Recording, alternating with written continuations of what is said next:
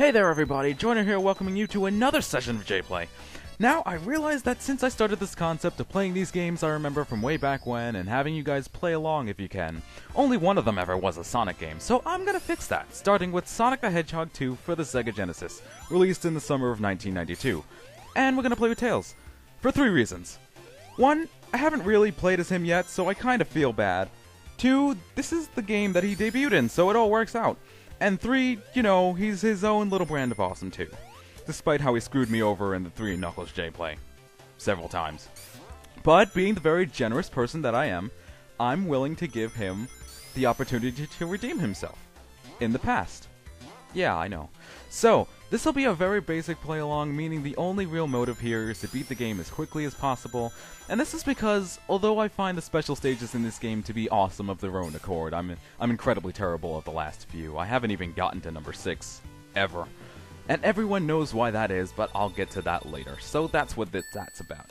This will also mark my first side LP, or side J-Play, I don't even know, side play-along, side... not working, let's move on. So, we're already well on our way through the first zone, the renowned Emerald Hill. This is the first exposure I've ever had to Sonic the Hedgehog, but sadly I don't remember it all that well, because that was roughly, what, 15, 16 years ago, and I have the memory span of a fork, so there's that. Although I do remember that was my first experience of drowning because of Chemical Plant Zone's Act 2. The second one was Echo the Dolphin for the Game Gear, and I was like, why do sea creatures need to breathe air? I don't understand. And it wasn't until a few years later that I learned that dolphins were mammals, and then I felt stupid. Which is about par for the course, really. So wow, we're already at the boss area, and the first fight with the Doctor, which is quite simple, really. He lands in a little drillmobile and drives back and forth. And that's about it. Well, after the 7th hit he shoots his drill, but come on, who gets hit by that when all you need to do is hit him in a 2-3-3 pattern? First boss down, let's free some animals. Yeah, look at you, flying away in your shame. Birds and squirrels. I want to say those birds are actually flickies, but I may be wrong. That happens from time to time. Ooh, continue.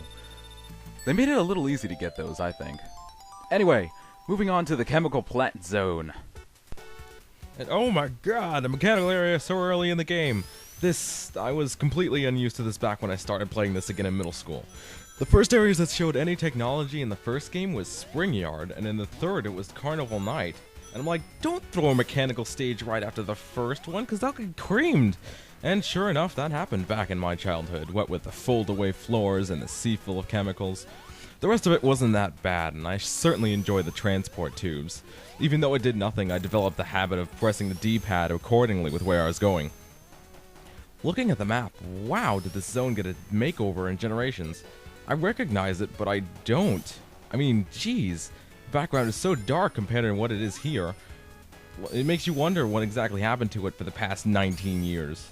Like, it's all leaky and junk, but it retains its intimidation factor. If anything, it looked more intimidating in Generations.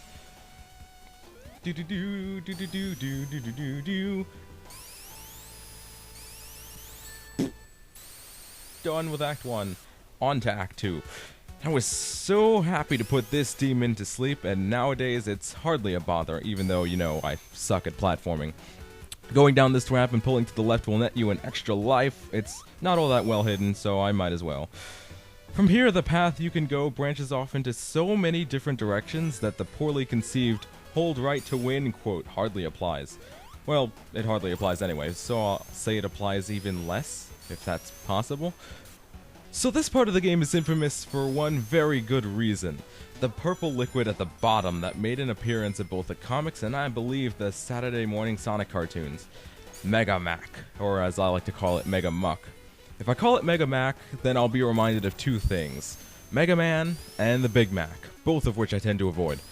Besides, I think muck is a much more accurate term for liquid pollutant. It's a tomato-tomato sort of thing. And here I'd advise irregularly high caution, because the game promptly switches back and forth between high speed and platforming, very much like water and oil, many examples of two aspects of something that just do not mix. I'll always be happy to take my time here, because let's be frank, drowning in purple drink may very well be the worst feeling in the world. Oh yeah, there were bottomless pits too, which amplify that feeling. I find that these two things separate the players that know what they're doing and the other players that just went along with what their friends said. I don't know, maybe they're Mario platformers and they were unused to the dynamic change. This is the second zone, I'll remind you. Out of 11. Yeah. And this... I have no words for this. What? No. No. Before the doctor could even get one attack off. 2 zones down. Tails is some sort of magic fox, after all. Screw you folding platforms, bunnies and eagles.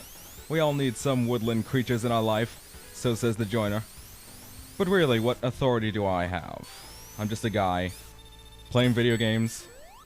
Go me. Aquatix! Aquatix! Well, that's what I used to call him as a kid. Aquatic Ruin is the best example of early game difficulty, even though I just said something about Chemical Plant Zone Act 2 being the best example. You got your abundance of water, you've got your presence-based arrow traps, you've got surprise burrow bots that ruin your speedruns. Seriously, those bastards just pop out of the wall when you least expect it. Like a hobo that just caught word of a all-you-can-eat for 2 rings buffet, and he's like, "Hey man, can I borrow some rings off you? Okay, thanks." And he proceeds to rob you for all your worth for him and his hobo friends. And you're left with nothing but the emptiness in your stomach. A sad sight indeed. When you're running free as the wind, you don't really realize that they're directly in your path until it's too late. It's sort of the game's way of telling you to slow down, but you can't kick them in the face with your energy legs because you're already using your legs to propel yourself throughout the game at incredible speed. If there was a button for drop kicks, this wouldn't be an issue. Well, at least I didn't drown. That's always good. Hey, extra life for 50,000 points. That's always nice. So yeah, that definitely could have gone better. So I said to myself, Joiner, that didn't go so well. Let's try harder for Act 2. And like some sort of magic spell, I managed to take the top route in its entirety for the very first time ever. Well, actually, I don't know if it was the top route, but I know it definitely wasn't the bottom route.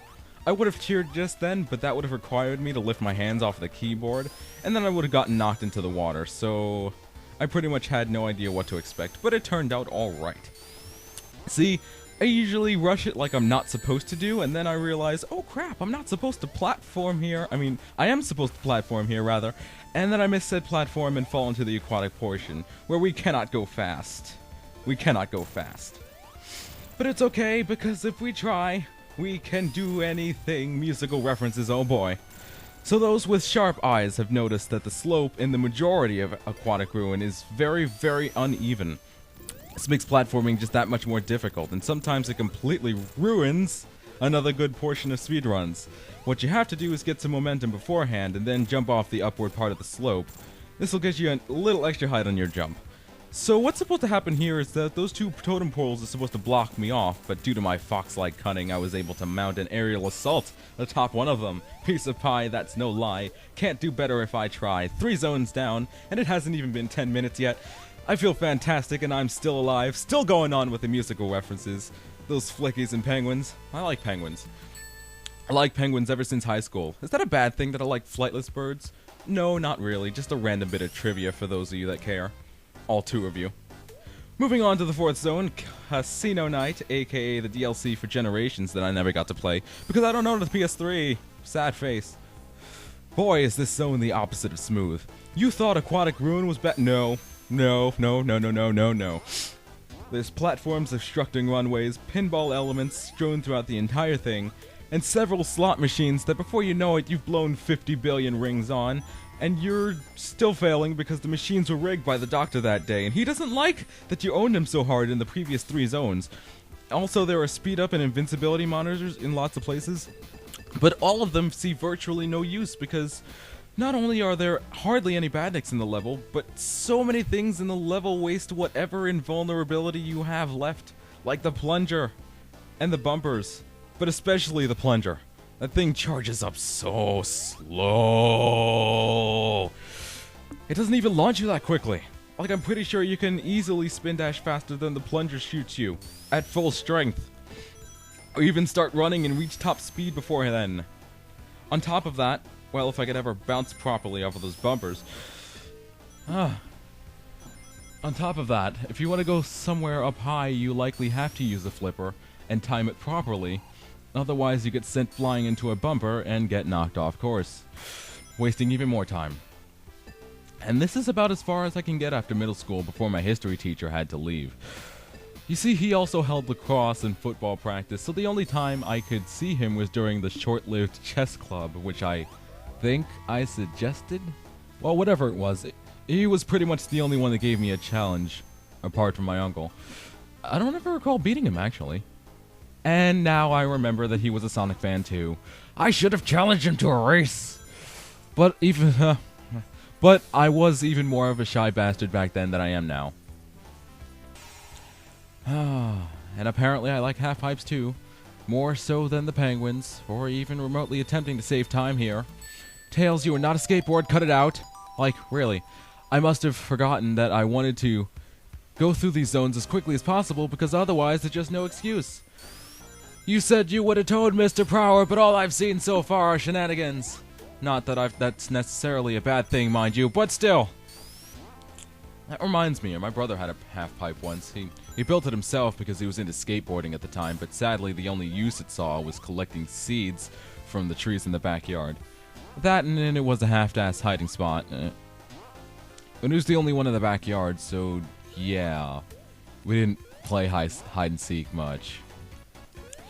I'm not really sure what to say about Act 2. It's really more of the same from Act 1. This is probably the most uneventful zone overall when you're focused on speeding through the game. I mean, you could probably go through, like, going to the slot machine. That's probably the main appeal of this zone overall.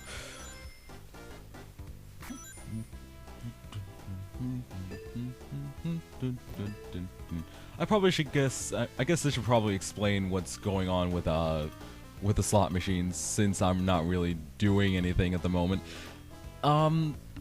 If you get what is it, 3 Sonics, I believe you get 30 rings. And if you get 3 Tails, it's 20 rings. I don't know. The values they they change between Sonic 2 and Sonic 3. So, if you get 2 Sonics in a jackpot, or is it 1 Sonic and 2 jackpots, you get 200 rings. And if you get 3 doctors, then you lose 100 rings. So there's that. Apart from that, I must have been like, you know what, screw it, I wasted enough time on half-pipes, I might as well show this off too. Welcome to the special stage, accessed by collecting at least 50 rings and passing through a star post. The star post will then release a ring of sparkles, which then you can jump into. Simple. Once inside, you start running down a 3-section half-pipe, and to get to the next section, you need a certain amount of rings. If you don't have that amount by the end of the section, you are automatically ejected with the message, not enough rings. But if you do have enough, you get the message, cool, and you can move on. At the end of the stage, as usual, is the Chaos Emerald waiting to be won. So of course, this is the first special stage, and of course it's going to be easy peas. As a matter of fact, I think this is the easiest special stage out of the entirety of the first 3 Sonic games.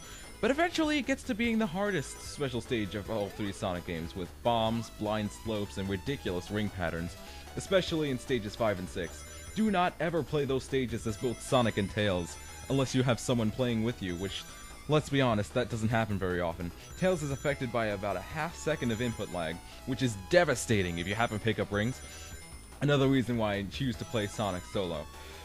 So there you go, the only Chaos Emerald I'll be getting in the entire play-along. You'll feel free to go get the rest of them, don't mind me. Just heed my warning is all.